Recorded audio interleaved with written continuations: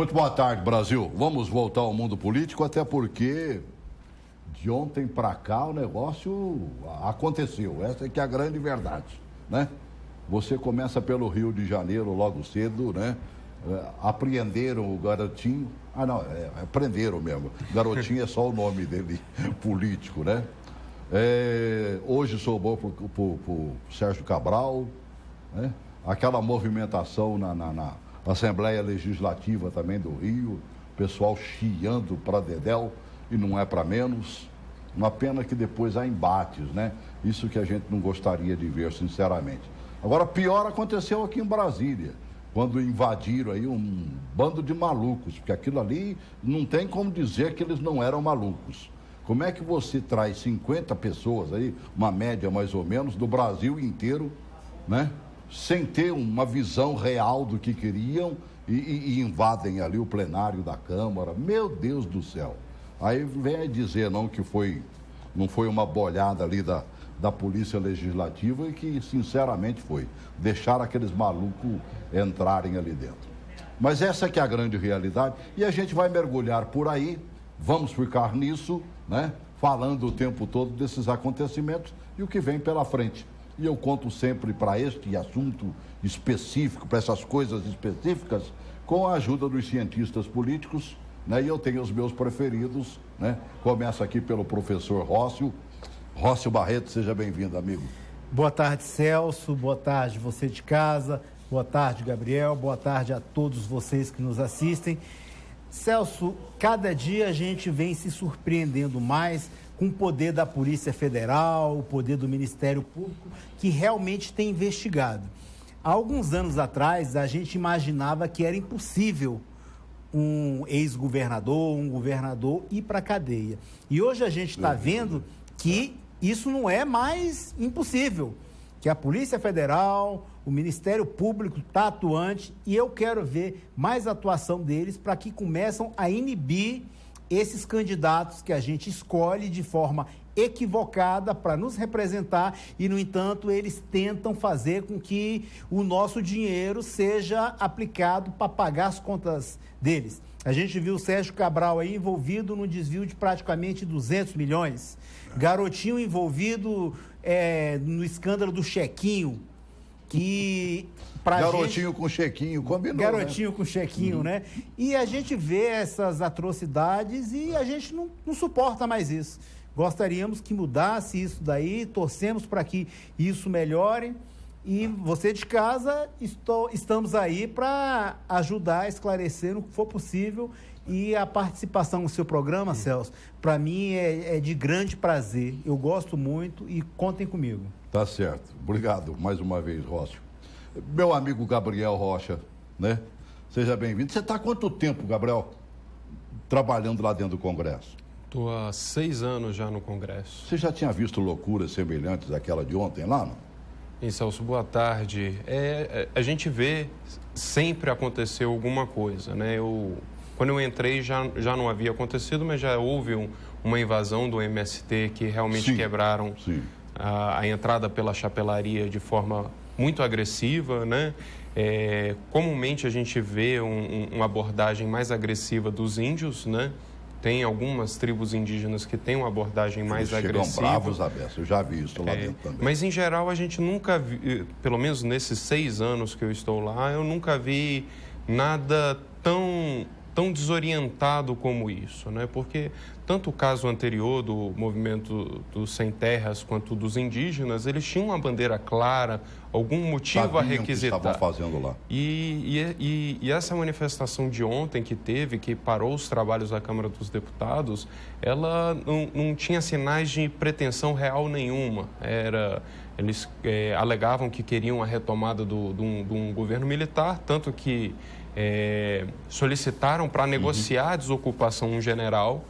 E então a gente reconhece que tem um movimento saudosista no país, né, do período do regime militar, mas que esse movimento saudosista não é representado por esses que foram lá fazer esse quebra-quebra, porque a gente não consegue nem vislumbrar a organização mínima para esse fato ocorrer. Isso é uma improbabilidade estatística, é um fato que nós, cientistas sociais, a gente tem muito pouco a contribuir numa explicação dessa, porque é tão anormal, né, é tão fora da curva que a gente não sabe o que explicar. Mas eu queria fazer um parênteses antes, Celso. Obrigado pelos preferidos, né? Boa tarde, Rócio.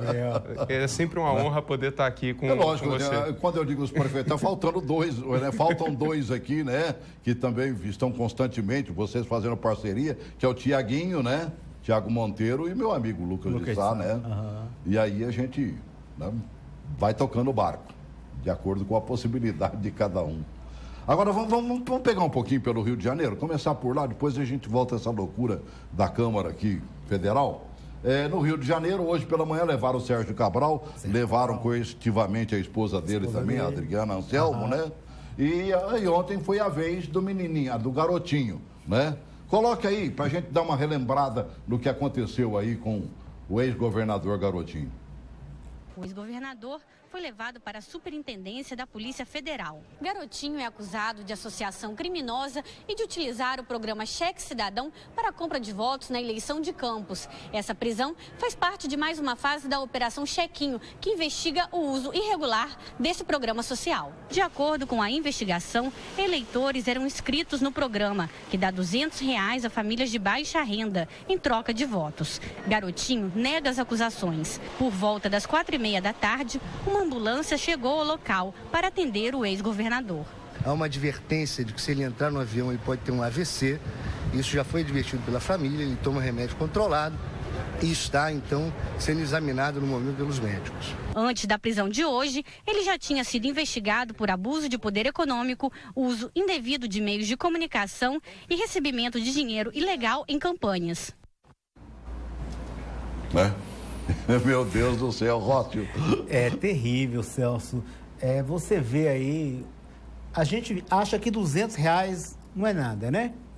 Para uma pessoa fazer alguma coisa com R$200, seja para reforma, para alimentação, é praticamente nada, né? Mas me parece que havia cadastrado 13 mil pessoas que recebiam esse chequinho. E mudou para 30 mil em apenas do meio do ano para cá. Então, aumentou 17 mil pessoas e muitas dessas fantasmas. Isso é a razão da investigação, que essas pessoas foram criaram o cadastro dessas pessoas para que eles desviassem o chequinho que seria disponibilizado para essas pessoas. Então, a gente chegou a uma situação em que desviar dinheiro de merenda, desviar dinheiro da saúde, desviar dinheiro da educação, não foi o suficiente. E então o garotinho se envolveu nisso daí. A gente chega ao cúmulo de ver que não dá mais para a gente aguentar esse tipo de situação. A gente tem que tomar posição, tem que tomar pé da situação de tudo o que está acontecendo e se informar melhor para que a gente não possa colocar esses representantes que equivocadamente aí estão para nos representar e não nos representa. Isso é como o jargão que você gosta de usar. Essa é a grande verdade. A gente tem que tirar os políticos que equivocadamente ali estão. E para isso a gente tem que contar com o apoio do Ministério Público e da Polícia Federal, investigar e colocar esse pessoal em cana. Sei lá, rapaz. Ô, Gabriel, eu fico imaginando esses políticos, né? Parece que eles são daqueles que acreditam que só vai acontecer com o vizinho, né? Com o amigo de partido, ou com aquele outro parlamentar. Com eles nunca, porque num período eleitoral, você fazer isso que aconteceu é dar murro em ponta de faca. E esses caras parece que na cabeça deles jamais eles serão pegos, né? Essa que é a verdade. Pois é, Celso. A gente tem uma cultura de impunidade no país que gera a possibilidade desse tipo de conduta, né? Primeiramente, eu também não gostaria de afirmar que houve, de fato, uma ilegalidade, porque ainda está sendo investigado, claro. Ainda tem todo o processo judicial que deve correr contra os dois ex-governadores, né? Mas o que eu, como cientista social, gosto de prezar, de falar com a população a respeito, é desvincular a imagem do político da política pública, né? O chequinho, né, é uma excelente política redistributiva de renda, né? Ela vem agregar, gerar qualidade de vida para famílias em condições quase degradantes, né? Então, a gente tem que separar, né? A gente não pode tratar como a mesma coisa, né? O uso indevido dessa política não faz da política uma coisa ruim. Uma coisa ruim, pelo contrário. Então, acho, né, e como qualquer cidadão também, que deve ser investigado, deve achar quais são as falhas que está tendo nessa política pública, né, no chequinho, fazer as correções para que ele realmente possa ser fortalecido e atender quem precisa, né? A gente realmente não quer ver o dinheiro sendo desviado, perdendo a finalidade, né? Não só pelo roubo, porque tem gente que realmente precisa. Então, torcemos que a investigação, né, nos traga frutos e talvez, caso não seja comprovada nenhuma irregularidade por parte dos ex-governadores, em ambos os casos, mas que venha o crescimento do entendimento de fiscalização do nosso país, né? Que a gente também tenha que perder essa cultura de ser investigado ser um problema. Eu não acho que isso é um problema, eu acho que a solução do nosso país é o momento que a gente vê com muita naturalidade a Polícia Federal bater na casa de qualquer político, né, e que o Ministério Público possa processar qualquer um. Atualmente, né, até amigo? porque a quem é muito dado, muito é cobrado. Se a pessoa está num cargo público, ela tem que ser muito cobrada, então ela não tem que ter medo da Polícia Federal, nem do Ministério Público, e a população também não pode se sentir envergonhada de ver quem ela elegeu sendo investigado. É bom que as instituições sejam fortes e possam estar investigando qualquer político no país, ou mais até, qualquer cidadão. Com certeza. Agora, continuar no Rio um pouquinho, né? Até porque a Assembleia Legislativa lá está numa ampla movimentação. Lá dentro, os deputados já começaram a debater, né, o pacote enviado pelo Pezão, né, que tenta buscar uma solução para a crise financeira e fiscal do Rio de Janeiro. E do lado de fora, a gente está vendo lá, bomba de gás lacrimogênio, bala de borracha, um povo que não recebe salário direito e que corre o risco de cair ali, né, numa situação pior ainda, botando a boca no trombone. Então, é realmente delicado. Veja o que aconteceu lá ontem. Amanhã, a grade que cercava a Alerj foi parcialmente destruída pelos manifestantes. A polícia reagiu com bombas, gás lacrimogênio, spray de pimenta e balas de borracha. Teve gente que se feriu e teve que ser carregada para fora do tumulto. O batalhão de choque posicionou grupos de soldados nas ruas que dão acesso à Assembleia para tentar dispersar a manifestação. Mas depois de algum tempo decidiu recuar e os servidores retomaram um pedaço das escadarias. Entre as diversas categorias de servidores também estavam os profissionais de segurança. Nós não podemos permitir que o governo faça isso conosco. A maior violência é a violência do governo para com o cidadão. Anderson, que é bombeiro há 20 anos, foi atingido por 2 balas de borracha. O governo fez as mazelas dele. O governo deixou chegar ao ponto que está. E nós não vamos pagar a conta do governo, é só isso. Mesmo com toda a confusão, o presidente da Alerj, deputado estadual Jorge Pisciani, recebeu uma comissão de líderes sindicais. Na reunião, ficou acertado como os servidores vão poder acompanhar a votação do pacote fiscal na Assembleia. Pisciani comunicou que vai liberar o acesso a servidores para assistir às sessões de votação mais à frente, que ocorrerão em dezembro. Houve um impasse aí, porque ele tentou um critério em que cada deputado teria uma cota de ingressos para distribuir. A gente foi contra isso, porque a maioria da bancada é da base do governo e ia colocar pessoas de interesse deles para não pressionar deputados. Então a gente bateu o pé que os sindicatos recebam a cota de ingressos. Se não for assim, a gente não vai participar desse processo. Mais cedo, o governador do Rio, Luiz Fernando Pezão, disse que não vai reenviar para o Legislativo o projeto que obrigaria os servidores a pagarem uma cota extra de previdência. Pediram para retirar a taxação de 30%, nós retiramos e eles vão fazer, já começaram a fazer algumas propostas que possam repor esse quase 7 bilhões que nós recolheríamos com essa contribuição em 17 e 18. Outra questão importantíssima Nós estamos há quase 2 anos tentando securitizar a dívida ativa. Isso pode nos dar quase que 3, 4 bilhões de reais para nós só na dívida ativa, fora do ROI do petróleo. Então, são ações que repõem essa retirada que teve do aumento de 30% da alíquota por 16 meses para equilibrar a Previdência. Estava vendo ontem a Globo News, né? Estava vendo a Leilani por volta de 6 da tarde.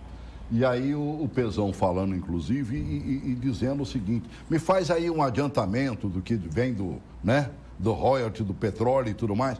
E aí o repórter, ou a repórter, não me recordo direito, fez uma colocação, já foram feitas essas coisas durante 17 vezes, Rócio.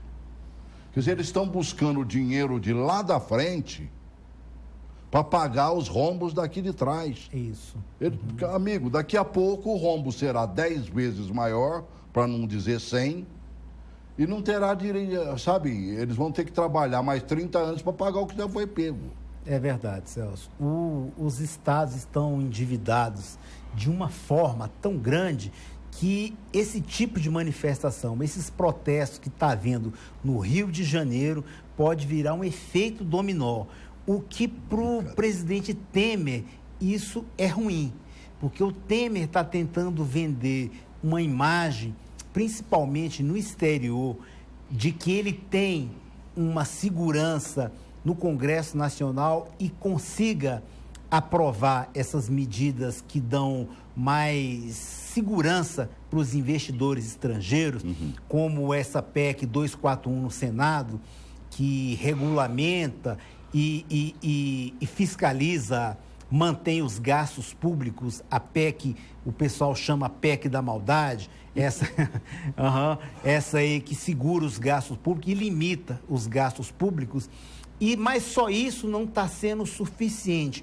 Por isso o Temer está criando essa visibilidade para o mercado internacional. Mas situações como essas no Rio de Janeiro, se tiver o efeito manada, o efeito dominó, talvez ele não consiga muito sucesso no mercado internacional com isso daí.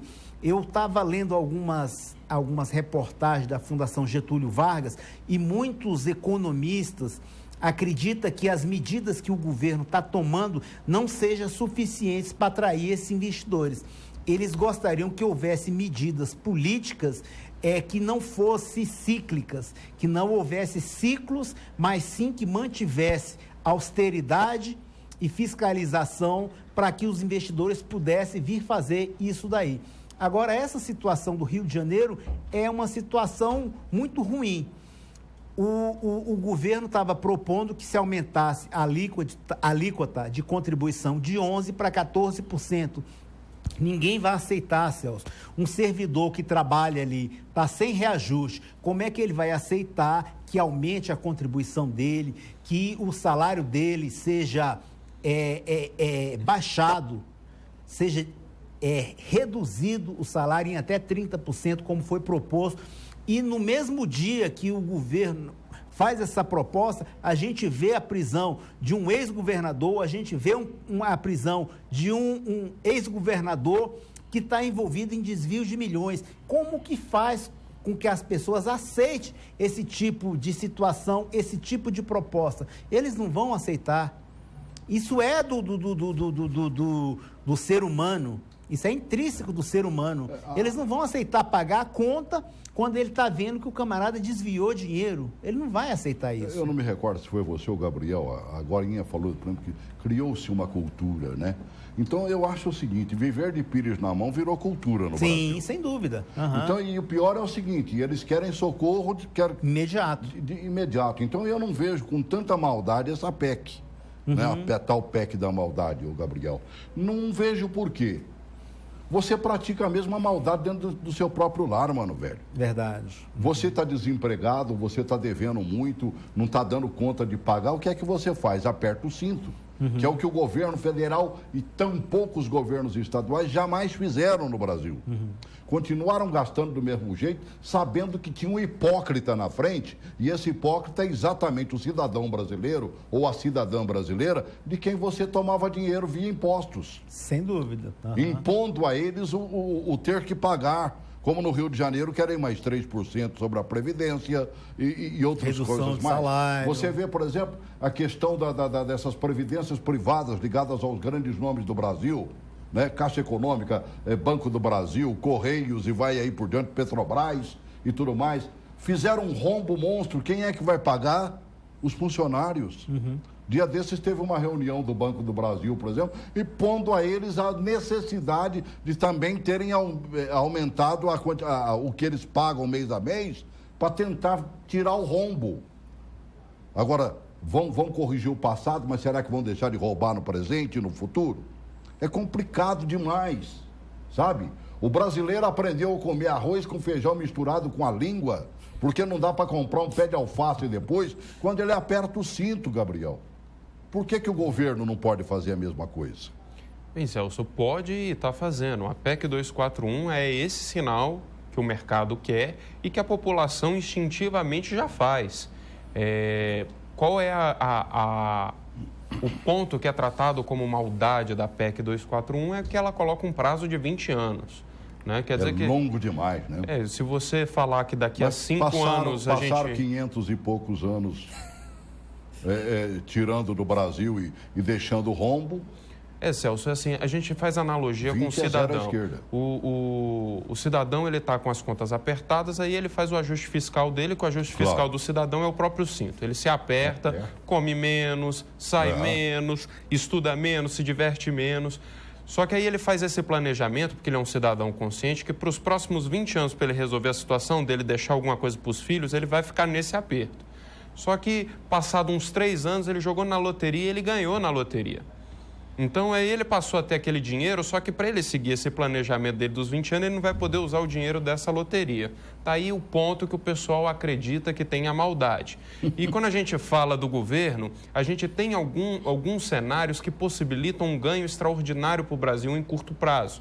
Né? A eleição do Trump tende a gente ter uma condicionante de subida de preço de petróleo e que pode resolver de imediato a situação do Rio de Janeiro, porque se aumenta a cotação do petróleo, vai aumentar a arrecadação dos royalties do Estado e ele pode colocar as contas em dias. Mas isso aí é o e se, né? E se acontecer, enquanto isso, tem que se ter um ajuste. Só que a gente tem uma regra do nosso Pacto Federativo que você tem a autonomia dos entes, né? A União está fazendo a PEC 241 para controlar os gastos dela. Ao mesmo tempo, teria que ter propostas de lei dentro dos estados para ter uma analogia a isso, né? A Assembleia do Rio de Janeiro teria que estar preocupada nesse momento de fazer uma medida parecida com a PEC 241, pelo menos para sinalizar para a população que eles estão preocupados também. Eu concordo que para o cidadão, para o servidor público, dizer que vão cortar o salário dele e ainda aumentar o imposto é muito doído. Mas, ao mesmo tempo, a gente tem que entender que a gente vive numa democracia.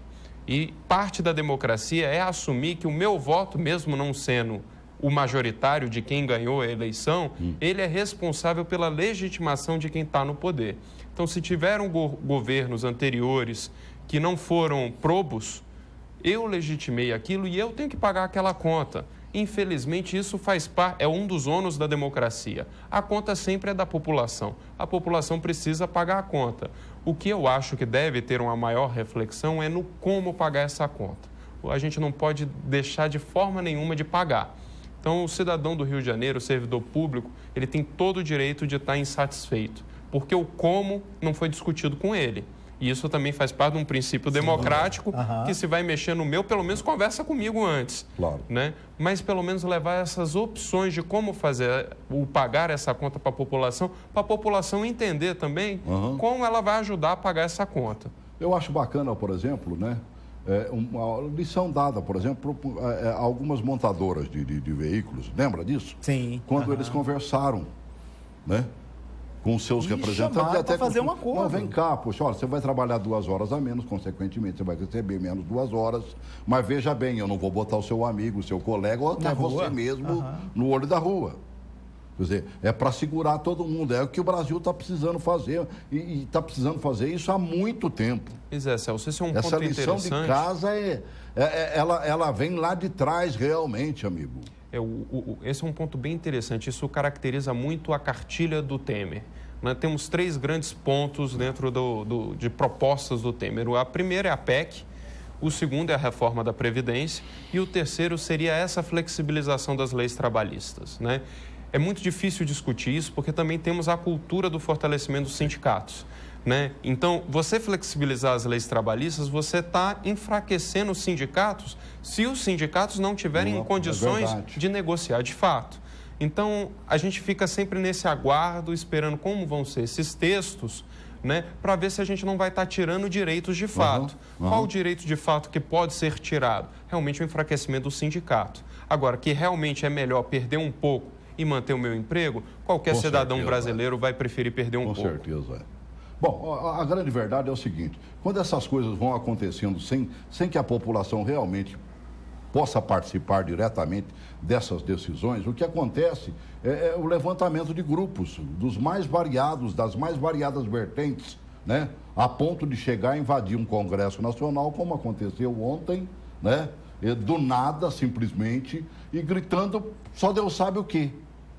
A única coisa que eu reconheci, mais ou menos, é que eles, embora eu acho que nem tenham vivido direito o período do militarismo no Brasil, né, estavam gritando ali pela volta dos militares e exigindo até um coronel ali. Coloque aí, vamos dar uma visualizada no que aconteceu dentro do Congresso Nacional, mais especificamente na Câmara dos Deputados. Deputados estavam quando começou um alvoroço na entrada do plenário principal da Câmara.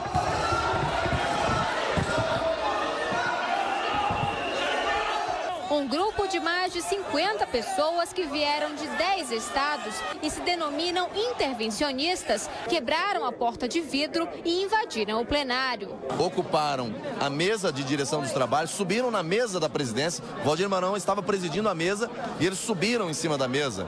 Começaram a chutar, pisar a mesa da Câmara. Ninguém sabe exatamente do que se trata, que movimento se trata. Uma hora começaram a gritar em apoio ao juiz Sérgio Moro. Outra hora começaram a gritar por um general, chamando um general. A sessão foi suspensa por tempo indeterminado. Todos os deputados e a imprensa foram retirados não só do plenário, como deste salão, o Salão Verde, que dá acesso à entrada principal. Mas os manifestantes continuam lá dentro.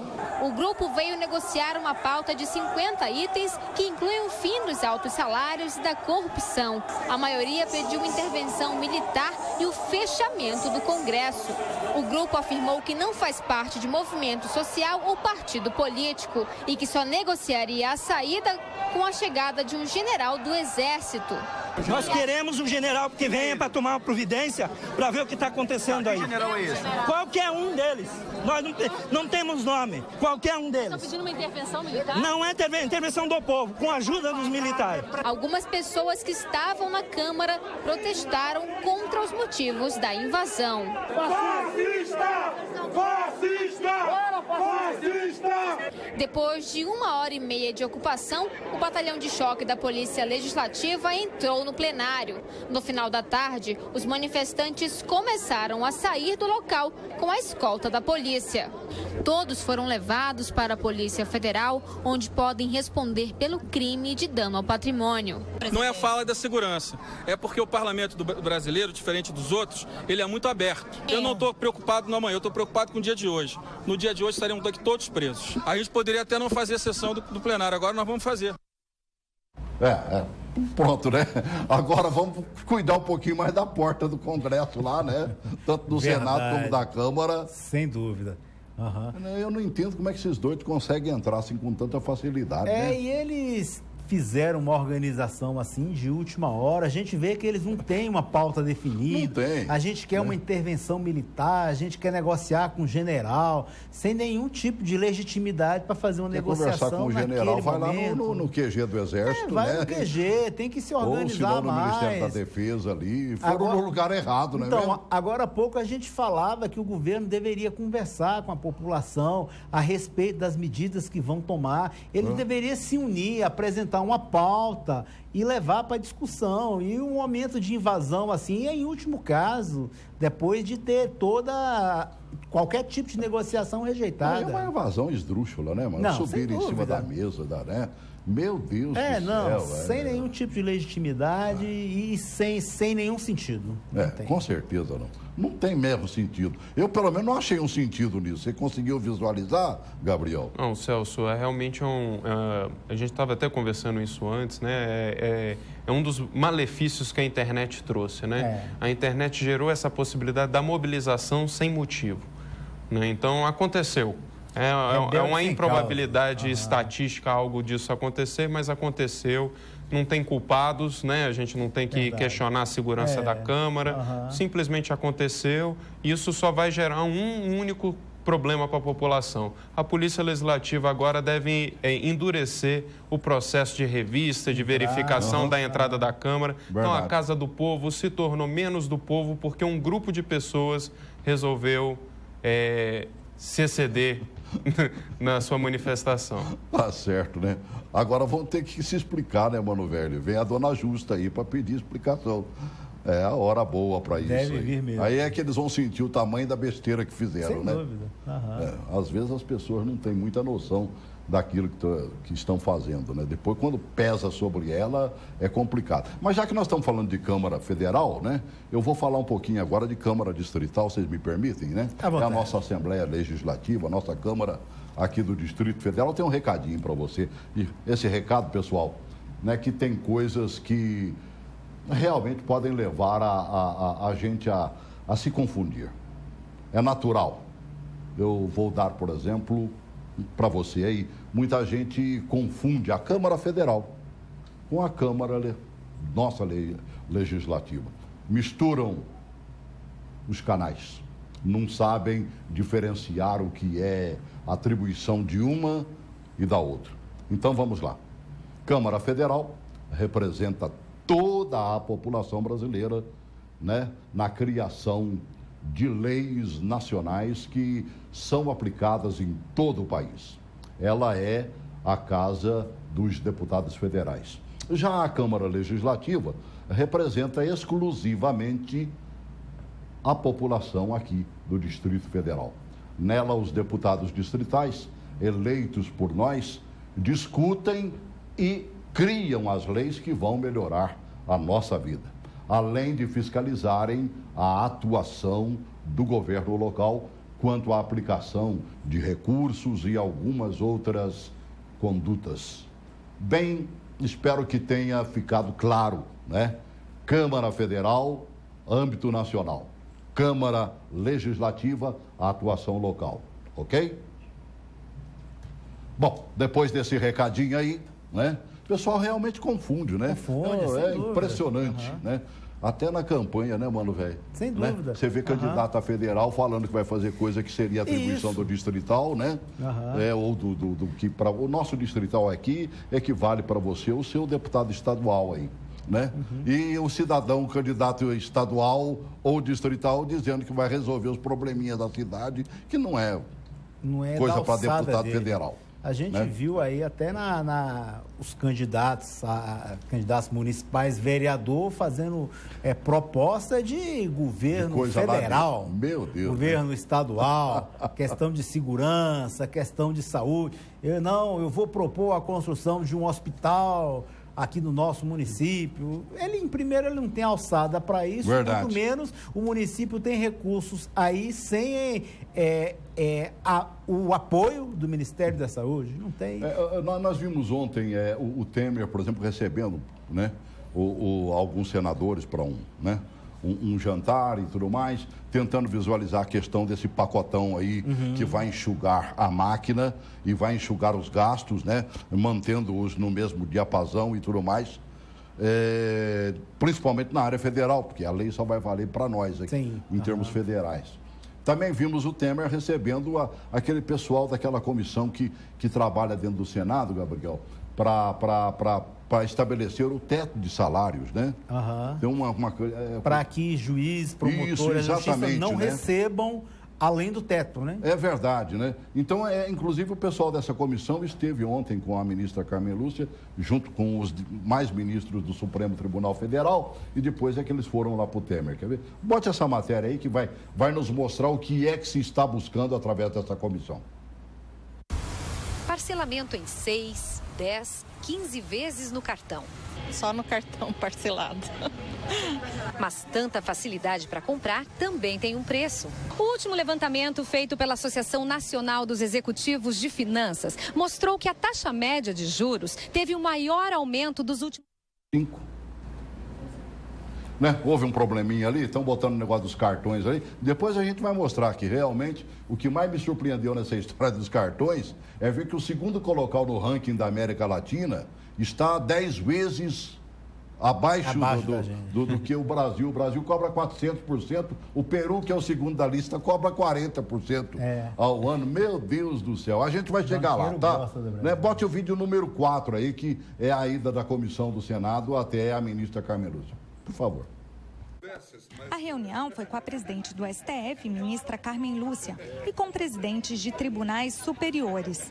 Em pauta, como barrar os altos salários na administração pública e como limitar o efeito cascata nos aumentos salariais de juízes e desembargadores nos estados. Se os desembargadores nos estados querem aumentar os seus salários a tantos por cento, como é permitido, do salário do Supremo, por exemplo, eles é que aprovem em lei e não em cascata. Por quê? Porque aí cada estado, cada assembleia vai estudar o seu orçamento e saber se é possível dar ou não. Existe um limite, mas não será obrigatório e automático. A comissão também esteve no Palácio do Planalto para uma reunião com o presidente.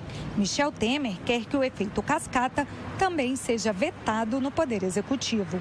A comissão, que é do Senado Federal, vai listar servidores de todos os poderes que recebem acima do permitido pela Constituição Federal.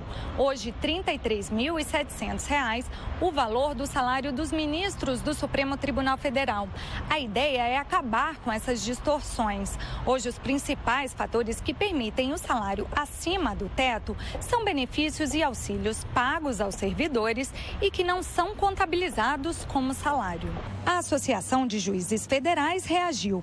Em nota, afirma que é de estranhar que somente agora, quando o judiciário está empenhado no enfrentamento da corrupção, venham iniciativas de controle de salários, abuso de poder e crimes de responsabilidade de juízes de primeiro grau.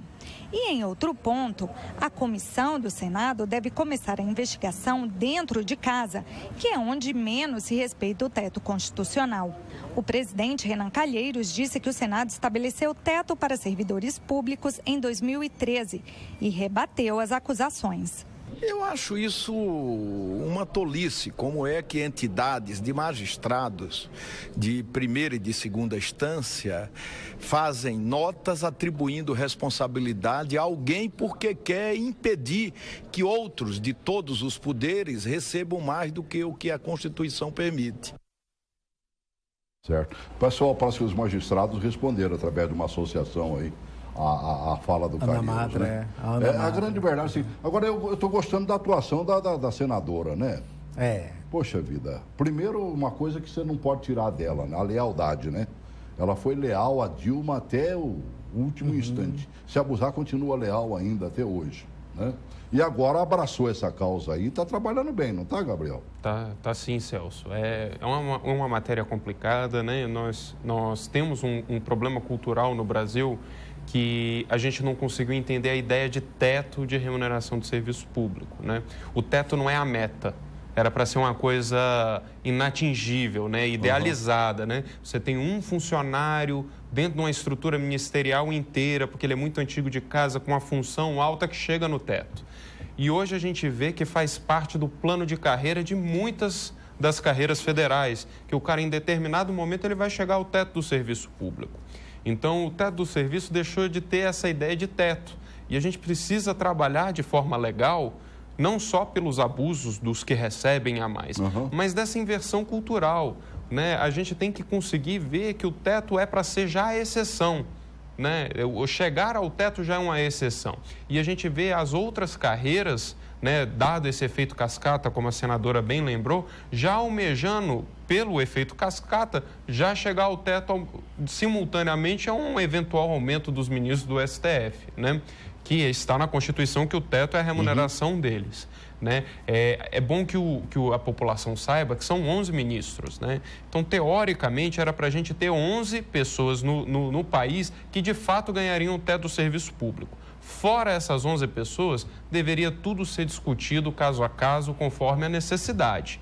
Né? Então, hoje, a gente vê como parte da carreira de grandes funcionários públicos. E eu não queria também não depreciar esses funcionários. Muitos deles realmente merecem ganhar e essa é a regra do jogo que a gente vive hoje. Mas a gente está apertando o cinto. Se a gente está apertando o cinto, a gente está na hora de começar a entender. Vale para mim e para você também. Vale para todo mundo. Não é só para o cidadão que vai ter um eventual aumento de contribuição de imposto ou menor poder de compra. Também serve para o servidor público e ele também tem que entender que a conta também é dele.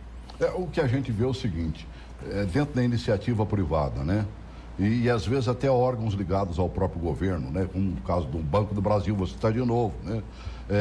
Fizeram acordo, por exemplo, com os funcionários, agora recentemente, naquela greve e tudo mais, levaram menos do que a inflação, mano, velho. Né? E olha lá, hein, banco não pode reclamar muito né? Porque tá bem das pernas, né? Até pode ter caído um pouco o faturamento, mas continuam ganhando bilhões. É verdade. Agora, por que o governo não pode fazer a mesma coisa? Não só pode, como deve. Essa comissão aí tem um projeto muito interessante, porque no caso dos estados, eles não vão receber em efeito cascata, vão discutir e ver como estão as finanças do estado e saber se pode ter aquele aumento. Eu estava lendo alguns dias atrás que mais de 10 mil pessoas no Brasil recebem acima do teto. Acima do teto. A gente está cansado de ver isso. Você tem uma base de quem são essas pessoas? Quer dizer, o grupo a que elas pertencem, não? Mais de 70% são juízes. E outros ligados a Estado que antes da lei incorporavam nos salários e conseguiu, através de medidas judiciais, manter aquele salário. Ou não tiveram decréscimo no salário. E a gente está cansado, Celso, de ver auxílio moradia para juiz. Cada estado gasta milhões. Fortuna, auxílio moradia, o camarada não tem casa? E por que o servidor ali que trabalha num cartório, trabalha um servidor público de outra esfera, não tem direito à moradia, o cara tem que pagar aluguel? Auxílio paletó. Uma vez eu vi um juiz falando, não, é porque o juiz tem que ir com um terno diferente a cada dia da semana para poder trabalhar. Sim, qualquer pessoa que trabalha também vai com roupa excelente. Juiz, ele usa aquela outra roupa. Exato, bota aquela capa, cria uniforme, cria outro tipo de coisa para trabalhar, mas o povo está cansado disso, de gastos dessa forma. As pessoas dão privilégio para certas carreiras, enquanto outras são depreciadas. Por que uma pessoa é mais importante que a outra, uma carreira é mais importante? Tá certo que o Estado tem que ter carreiras de Estado. É claro. Certo, mas não dessa forma exagerada como é no Brasil. A gente, não dá mais para acontecer isso, não dá mais. Auxílio moradia, auxílio paletó, outro tipo de situações dessas. E muitos do salário dessas pessoas que eu falei, mais de 10 mil, que ganham acima do teto, são pessoas que acumularam algumas gratificações, alguns vencimentos, e antes da lei conseguiram manter o mesmo salário. Os verdadeiros marajás que o Collor quis tentou acabar. Eu acho acabar. que as empresas, falta o pessoal buscar um pouquinho também e aprender com as empresas. Sem dúvida. Né? Eu trabalhei quase 30 anos no SA Correio Brasiliense. Você entrava lá, por exemplo, como ou jornalista, ou como locutor, que eu iniciei lá como locutor. Naquele tempo existia a figura de um tal de locutor de cabine, né? Que eu comecei lá. Então você começava a nível A. Depois vinha B, C, D. Eu me recordo quando criaram a letra E, e eu até fui beneficiado, porque já estava, como diz o outro, mais do que aposentado lá dentro, né? Excedendo. Aí você acabou ganhando um pouquinho a mais, até do que companheiros que estavam até em cargo de chefia, mas que tinham entrado mais recentemente. Mas faz parte do jogo isso. Você tem uma explicação a dar. Não, o cara tem 30 anos de casa, mano, velho. Né? Respeita aí. Então, agora o Brasil precisa fazer mais ou menos igual. Não uma disparidade violenta igual a gente está vendo aí, Gabriel. Celso, eu gosto de fazer sempre... Esse é um assunto que eu gosto muito de entrar, né? Porque, para mim, é uma das maiores distorções do nosso país. Você tirar as carreiras de Estado O que é a carreira de Estado? É aquela que é de função típica de Estado, né? Que é polícia, que não pode existir polícia sem ser do Estado, né? As figuras de gestão pública, as carreiras da Receita, auditores, se bem que auditores ainda é questionável, né? Mas as carreiras do judiciário, tudo bem terem bons salários. As outras, todas as carreiras, e não quero que os outros servidores públicos se sintam mal com isso, eles tinham que ter uma métrica de ganho inferior à média da iniciativa privada. E digo por quê, Celso? Porque se ele tem a benesse de estar no Estado, de ter a estabilidade, ele não pode ganhar mais do que a iniciativa privada. Também acho. E hoje você vê um profissional de jornalismo que sai de uma redação de uma grande veículo de comunicação para fazer um concurso público, porque ele vai trabalhar menos e ganhar mais. A gente está perdendo grandes profissionais produzindo riqueza para o país, porque hoje o melhor emprego no país é ser servidor público. É difícil você não pensar como quase ganhar na loteria, entrar para ser do quadro efetivo do Senado Federal. Às vezes é melhor você entregar um bilhete premiado de loteria para alguém e ficar com o cargo de servidor efetivo do Senado Federal. A garantia efetiva de que você terá um salário, salário, né? Mês a mês, né, mano? Mês a mês. Então, Celso, a gente precisa pensar numa forma de estabelecer que a nossa iniciativa privada tenha condições de ganhar mais do que o serviço público. Talvez a maldade da PEC 241 que possa vir ao longo dos anos é que esse erro possa ser corrigido. E daqui a 20 anos a gente realmente vê os servidores públicos ganhando menos do que a média de mercado. O governo começa a prestar atenção que, como diz o outro, a sua base tem que ser corrigida, né? E que tem que se olhar também para a questão da grande massa brasileira, dos brasileiros e brasileiras. Uma das coisas, por exemplo, que o governo precisa urgentemente é mexer com essa questão financeira do Brasil e com o bolso do brasileiro também. É inadmissível, né, que dentro de um mesmo contexto, nós, nações aqui, quase todas sul-americanas, né, estejamos, por exemplo, num cartão de crédito que é o dinheiro de plástico do hoje, não se paga de outra maneira, né? Rarissimamente você vê, por exemplo, alguém falar débito, quase sempre é crédito. A própria propaganda, aquela do cafezinho da Caixa Econômica, por exemplo, né? Mostra claramente isso. Mas você vai pagar um cafezinho com cartão? Então eu vou pagar e pronto, né? E o brasileiro tem feito isso. Bote essa matéria rapidinho aí, que nós começamos a apresentar e rouba um minutinho a mais aí, pede pro pessoal aí, né? O das boas novas, meus amigos aí também vão perdoar esse minutinho de estouro. Coloca aí. Parcelamento em 6, 10, 15 vezes no cartão. Só no cartão parcelado. Mas tanta facilidade para comprar também tem um preço. O último levantamento feito pela Associação Nacional dos Executivos de Finanças mostrou que a taxa média de juros teve o maior aumento dos últimos 21 anos em setembro. Os juros do cartão de crédito alcançaram 463% ao ano. Isso quer dizer que esse cartãozinho aqui, que parece facilitar tanto a nossa vida na hora da compra, está mais para inimigo do que para amigo do consumidor. Não é à toa que os banqueiros vêm para o Brasil direto. O Rossi até comentava isso, né? E quando o Brasil coloca a venda ali, como é que chama aquele negócio que eles botam para pegar dinheiro, né? Que o governo terá que pagar depois. Aquele pessoal do financeiro do mundo inteiro vem porque diz que é dinheiro certo, mano, velho, e ganho mais certo ainda. Não, verdade. Pra gente arrematar aquele minuto e meio para você, Rossi. Celso, a gente vê aí que os banqueiros gostam do Brasil, a taxa excessiva de juros. Banqueiro no Brasil não tem crise, não passa fome, pelo contrário. Enquanto todos os setores estão em bancarrota, como a gente viu aí, os estados falidos, sem nenhum dinheiro, as empresas fechando as portas, os banqueiros crescendo cada vez mais e ganhando dinheiro do brasileiro.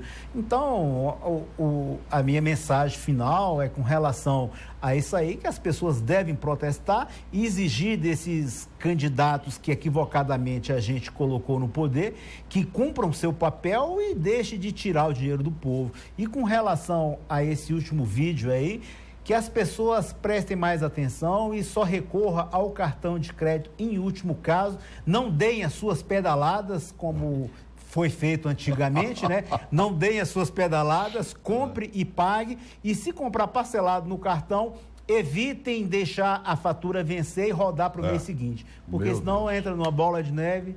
Um grande abraço a cada um de vocês, ao Celso, ao amigo Gabriel e a toda a equipe. Tá bem. Sobrou quase um minuto para você, Gabriel. Obrigado, Celso. Eu adorei a analogia com a pedalada. Não, foi a pedalada foi ótima, né? Foi muito bom. Bem, o cidadão tem que estar vigilante com tudo, seja com a política, seja com as suas finanças pessoais, porque tudo é mais ou menos a mesma coisa. Então, o cartão de crédito é uma excelente ferramenta. Eu não recrimino os banqueiros. Eu acho que realmente tem que ter um mercado que os regule mais, mas se a regra do jogo é essa para eles, que eles continuem ganhando o dinheiro deles e que o cidadão possa fazer com que esse dinheiro para o banqueiro não seja tão fácil. A responsabilidade é dele, ele controle suas contas e use a ferramenta e não se endivide com isso. Até porque, né, eu volto ao cafezinho da propaganda, né? É o seguinte, se você paga as porcariazinhas que você podia estar com as moedas no bolso pagando, chega no fim do mês, é exatamente a somatória do pouquinho que te arrebenta no fim do mês. Você presta atenção, você compra algumas coisas financiadas, você vai comprar uma coisa maior, uma geladeira lá para dentro de casa, por exemplo. Então, falei geladeira porque eu comprei uma recentemente. Você vai deixar de comprar em 10 vezes, supostamente sem juro? Não, você vai comprar e vai pagar aos pouquinhos, né? Mas se você somar a conta do fim do mês, você vai ver que são das pequenas compras que você fez que estourou o cartão. Essa é a grande realidade, né? E dinheiro que fica no bolso a gente acaba gastando, só Deus sabe onde. Obrigado por ter vindo, Gabriel. Obrigado. Meu amigo Rossi, obrigado. Obrigado, Gabriel, meu amigo também, né? Obrigado por ter nos acompanhado. Um grande abraço.